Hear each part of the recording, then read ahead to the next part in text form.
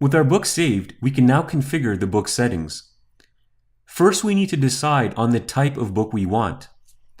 So over here, in the book settings panel, you're going to select PDF.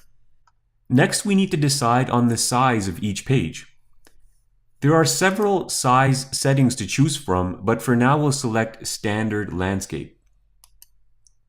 These options are more relevant when we intend to send our images to get printed. We can set the cover page of our book as well. Since this is going to be sent to a PDF document, select No Cover.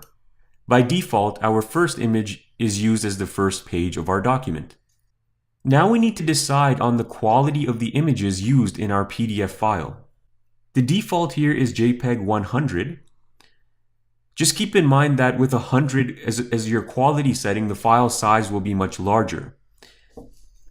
Since we may decide to print this PDF file later, I'll make sure to set it at 100 to make sure I have maximum print quality and viewing quality. We talked about color profiles earlier. If your intention is only to view the photo book on your computer, use the sRGB color space. For print, use the Adobe RGB space at a minimum. So I'll go ahead and select Adobe RGB. The file resolution will also be important if you plan to print this document. For high resolution prints, you want to make sure that you set the DPI at least 300 pixels per inch.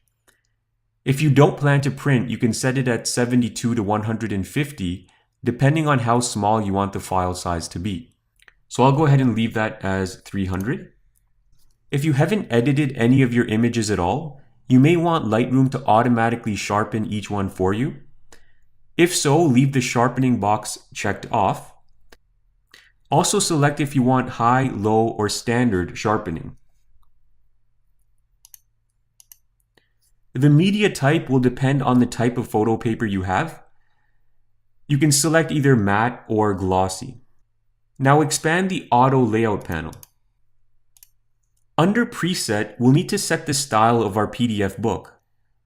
Let's go ahead and choose one photo per page. We can experiment with the others later when we create a printed book.